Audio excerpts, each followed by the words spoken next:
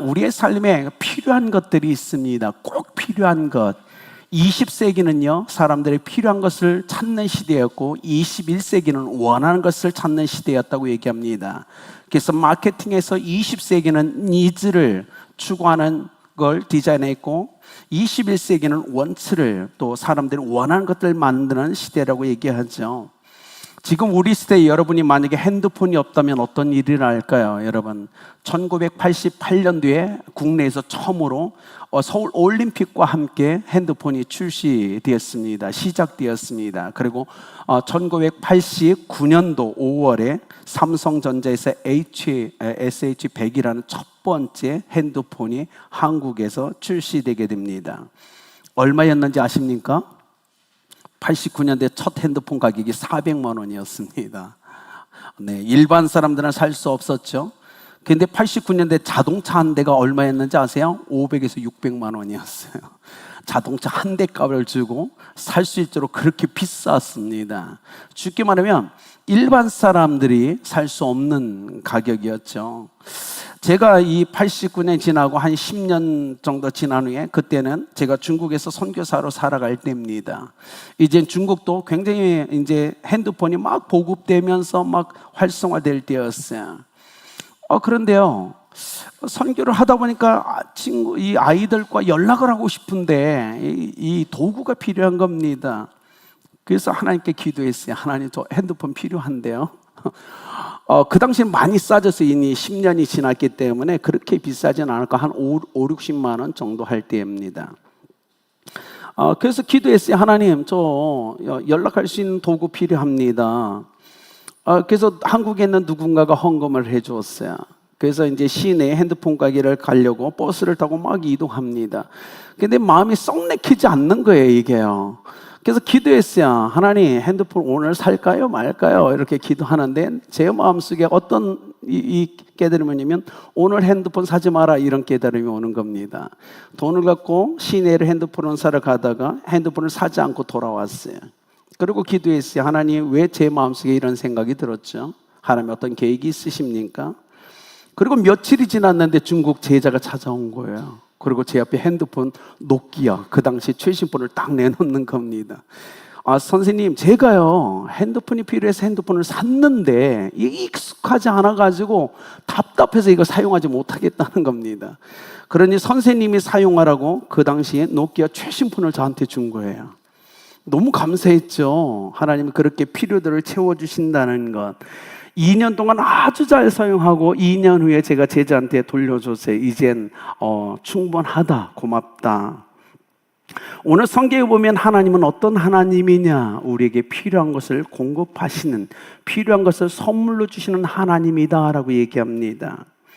아마 여러분도 지금까지 인생을 살면서 경험해 보셨을 겁니다. 내가 생각만 해도 채우셨고 응답하셨던 하나님, 내가 기도할 때 나의 필요를 채워주셨고 내게 선물로 주셨던 하나님을 여러분 최소 한 번 이상 경험했을 겁니다.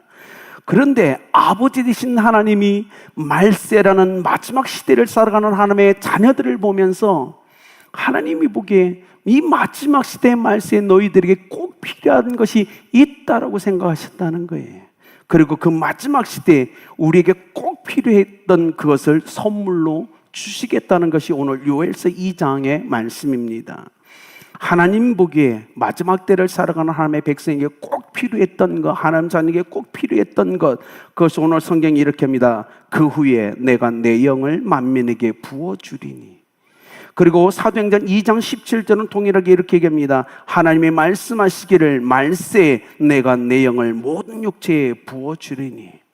마지막 시대를 살아가는 우리에게 정말 없어서는 안 되고 꼭 필요한 것, 그것은 성령님이셨어요. 여러분 보십시오. 성령 시대가 돌아올 것을, 도래할 것을 하나님은 지금 선포하고 계십니다. 구약은 성부 하나님의 시대였어요. 신약은 성자 예수님의 시대였어요. 그리고 그 시대를 지나간 마지막 시대에 우리에게 필요한 것은 성령이었고, 성령이 만민에게 부어지며 이젠 성령의 시대가 도래할 거라고 주님은 말씀하고 계셨다는 거예요. 성령 시대가 도래할 겁니다. 여기는 아버지의 어머니 시대가 지나가면 자녀 시대가 돌아오는 것처럼, 도래하는 것처럼 이 시대, 이 마지막 시대를 살아가는 우리에게 정말 없어서는 안 돼 꼭 필요한 것이 뭐라고요? 성령님이십니다. 그런데 많은 성도들이 그리스도 안에 있고 신앙생활을 한다고 하는데 성령을 몰라요. 초대교회처럼 너희가 성령을 받았느냐라는 질문 앞에, 사도들의 질문 앞에 그 당시 성령을 몰랐던 그 당시 성도들처럼, 신도들처럼 이 시대도 많은 사람들이 성령에 대해서 듣고 있는데 성령에 무지하고 성령을 원하지도 않고 성령과 동행하지도 않는 시대를 우리는 살아가고 있어요. 그래서 사도행전 2장 38절에 베드로가 이러죠. 너희가 회개하여 각각 예수 그리스도의 이름으로 침례를 받고 죄 사함을 받으라. 그리하면 성령의 선물을 받으리니. 여기 보면 뭐라고 있죠? 성령의 선물이라고 기록되어 있죠. 근데 여러분 개정성경 제일 밑에 보면 일자로 표기되어 있고 뭐라면 또는 성령을 선물로라고 되어 있습니다. 즉 하나님은 이 시대의 성령을 선물로 우리에게 주시기를 간절히 원한다는 거예요. 그리고 이 선물은 그리스도인의 삶에 없어서는 안 된, 꼭 필요한 거라고 얘기하고 있다는 겁니다. 자, 그러면 우리는 이렇게 질문하죠. 하나님, 마지막 시대에 말세를 세려가는 우리에게 왜 성령이 꼭 필요합니까? 라는 질문을 던질 때 오늘 성경은 첫 번째 이렇게 합니다. 32절에 주의 이름을 부르는 자는 구원을 받으리라. 우리가 하나님 앞에 구원을 받기 위해서 꼭 필요한 그것은 성령이라고 얘기하는 겁니다. 여러분, 이건 굉장히 중요한 겁니다. 요한복음 1장 12절에 그래서 영접하는 자 하나님의 자녀가 예수 그리스도를 믿는 자에게 하나님의 자녀가 되는 권세를 주셨다는 것처럼 성령을 받는 것은 하나님의 자녀가 되는 걸로 연결되어 있다는 겁니다. 굉장히 중요하죠. 여러분, 하나님이 오늘 이 마지막 시대에 여러분에게 성령을 부어주셨던 이유는 뭐라고요? 여러분이 구원받기를 원하셔서 주셨다는 겁니다. 즉 뭐냐면 오늘 성경은 성령을 받지 않은 사람, 성령이 임하지 않은 사람은 구원받지 않은 사람이에요. 아무리 교회를 다니고 아무리 종교적 열심을 낸다 할지라도 그에게 성령이 임하지 않았다면, 그가 성령을 받지 않았다면, 하나님이 주신 선물인 성령이 임하지 않았다면 그는 구원받은 사람이 아니에요. 성령을 주신 첫 번째 이유는 네가 구원을 받은 것과 연관된다고 얘기하는 겁니다. 52주 주일을 지키고 11조를 드리는 것보다 더 중요한 것, 그 뭐죠? 성령을 받았느냐는 거예요. 오늘 그 얘기를 하고 있죠. 자, 보십시오. 성령을 주신 이유가 있죠. 지금 자녀가 되는 권세, 거듭남에 대해서 얘기하는데요. 하나님은 영이십니다. 그렇죠? 하나님은 영이세요. 육이 없으세요. 그런데 영이신 하나님의 자녀, 영적 자녀가 되기 위해서는 어떻게 해야 되죠? 영으로 나와야 되는 겁니다. 영적 존재가 낳는 것이 영이에요. 이건 중요한 거예요. 영적인 하나님의 자녀가 되기 위해서는 철저하게 우리는 영으로 나야만 된다는 거예요. 그래서 성경은 이렇게 합니다. 육으로 난 것은 육이요, 영으로 난 것은 영이다라고 선포하는 거예요. 성령을 우리에게 부어주셔서 우리를 구원받게 하신 하나님의 이유는 성령을 통해서 하나님의 영인 성령을 통해서 우리가 영적으로 나아 영적인 하나님의 자녀가 되기 위해서 우리에게 성령을 부어주셨다는 겁니다. 그래서 성령은 우리에게 중요한 겁니다. 오늘 이곳에 있는 여러분은 하나님의 영인 성령을 통해서 영으로 나신 분들입니다. 그래서 우리는 영원한 하나님의 영원한 자녀가 될 수 있었다는 사실이에요. 이것을 오늘 성경 보죠. 구원이라고 얘기하는 겁니다. 하나님의 자녀가 되는 구원. 그런데 오늘 성경에 이렇게 얘기합니다. 만민에게 부어주니 그 위에 내가 내 영을 만민에게 부어준다고 얘기합니다. 이단들은 엉뚱하게 성경을 해석하죠.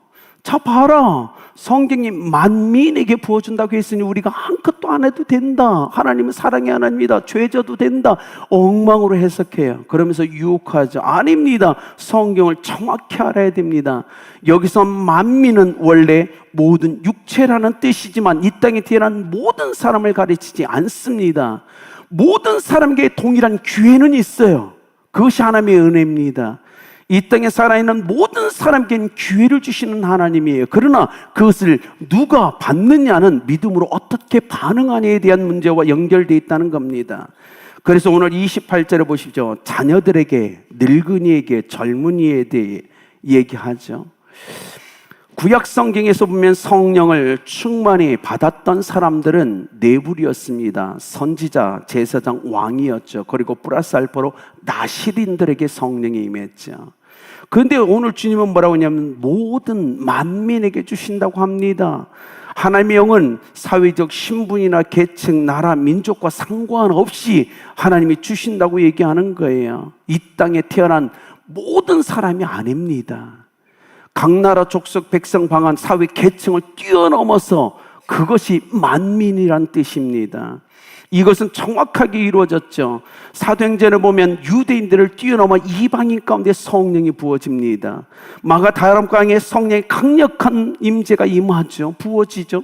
고넬료 집안에 말씀을 듣다 성령이 강력하게 이방인 가운데 임하고, 사도 바울이 이방인 가운데 끊임없이 열리며 1차, 2차, 3차 선교 여행을 하는 동안 끊임없이 성령이 부어집니다.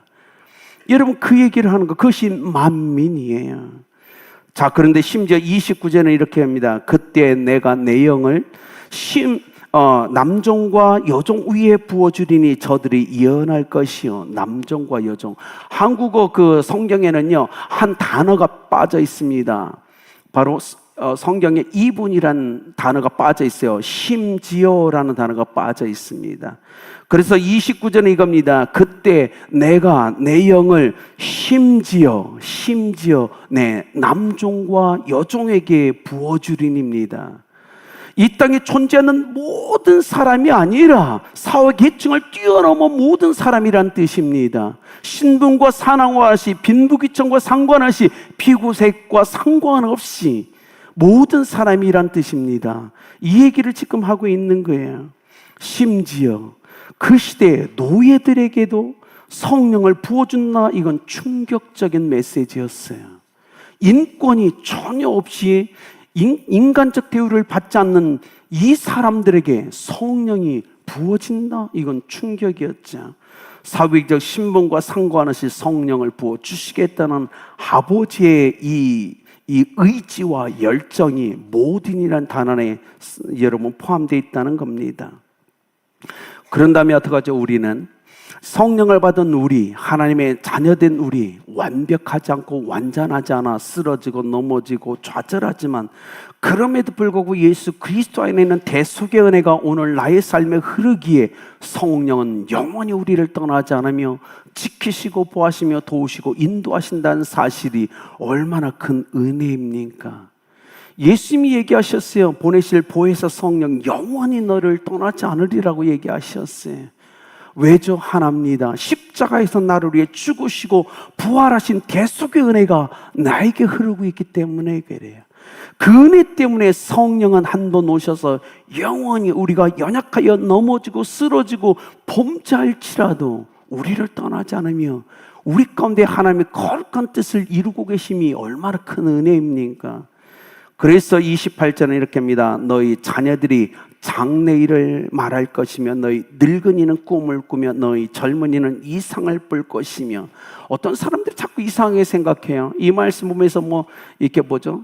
중국어로 쏘안밍이라고 하는데, 그 점 보는 사람들이 있죠. 얼굴 점 보고 손바닥 점 보고 보면서 몇 월 며칠 몰면서 그래서 이상을 보고 그거 아닙니다. 우리 정확히 알아야 됩니다. 성령을 우리에게 부어주신 하나님의 목적은 우리를 구원하기 위함이었다면, 두 번째 목적이 바로 이겁니다. 너희 자녀들이 장래일을 말할 것이며 너희 늙은이는 꿈을 꾸며 너희 젊은이는 이상을 볼 것이며.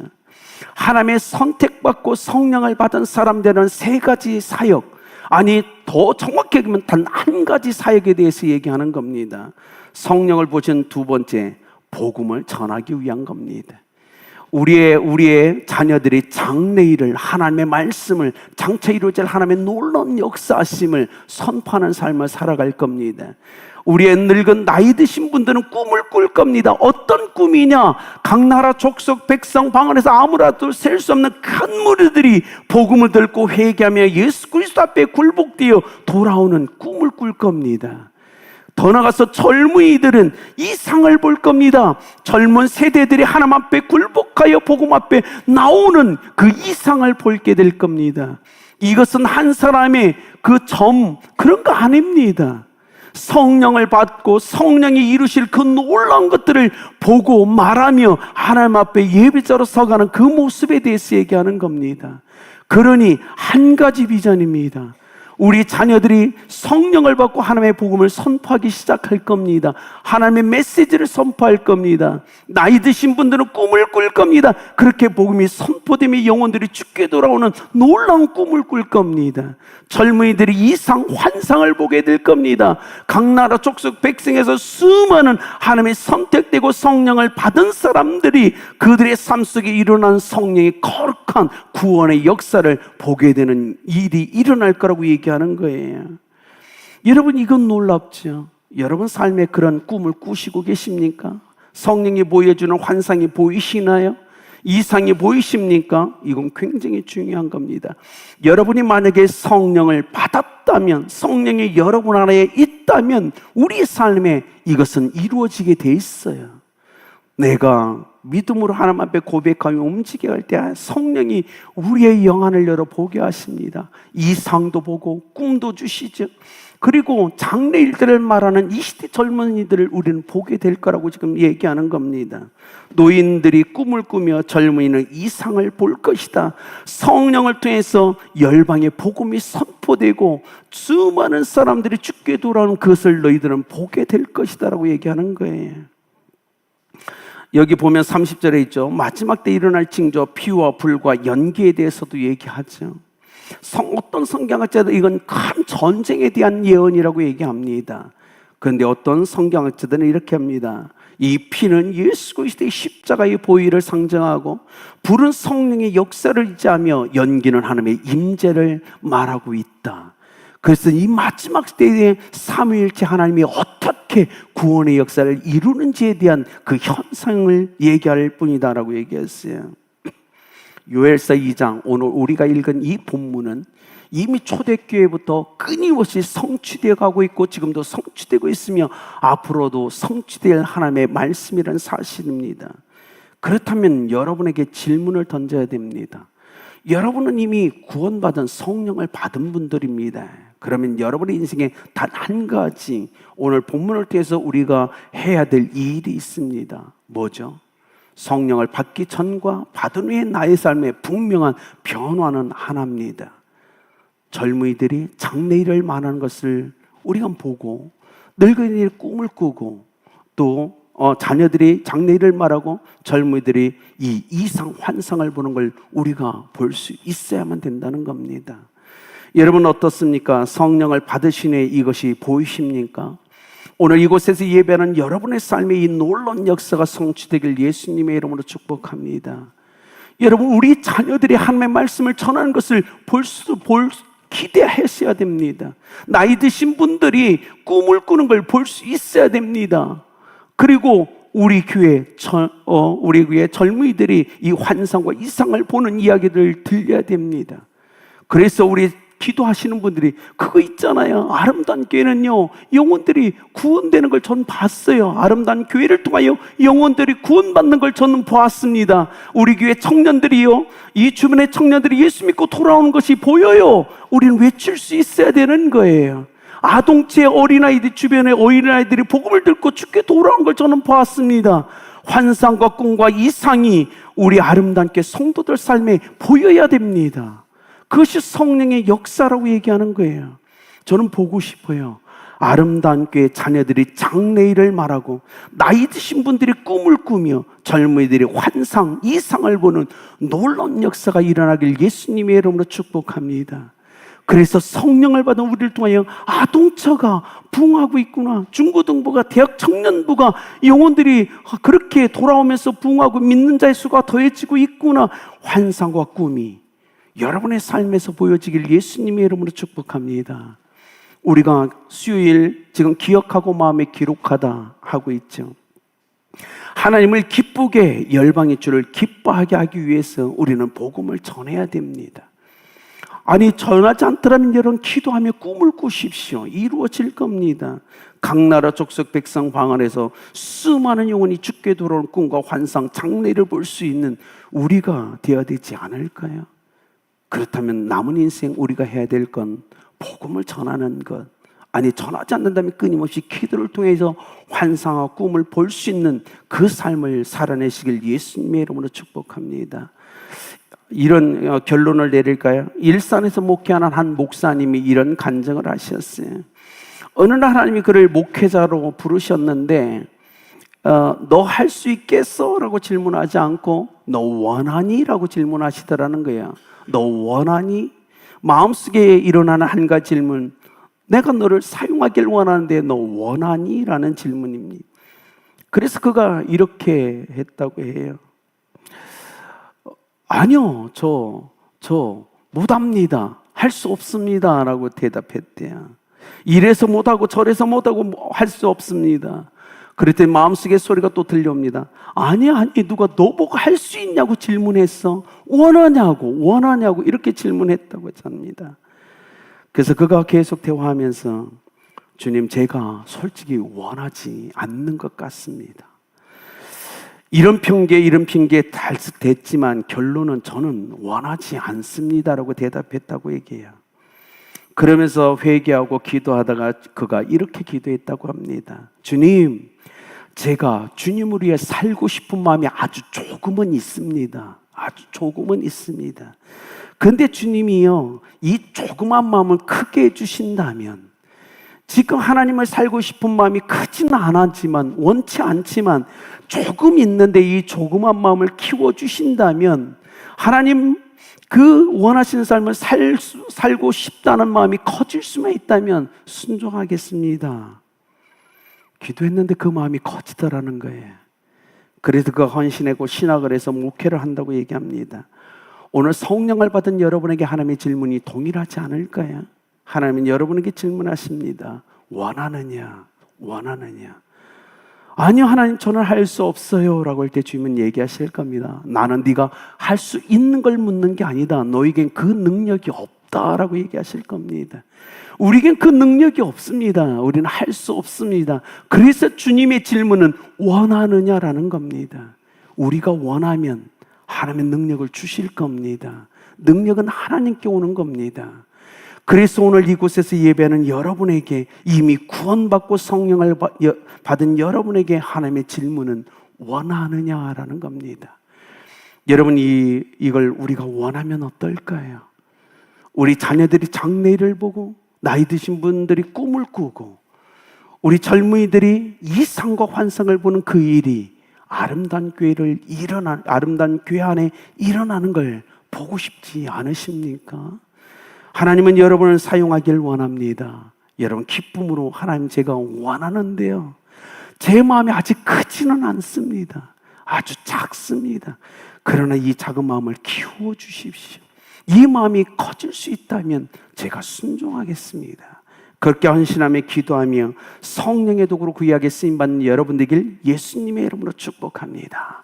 기도하시겠습니다.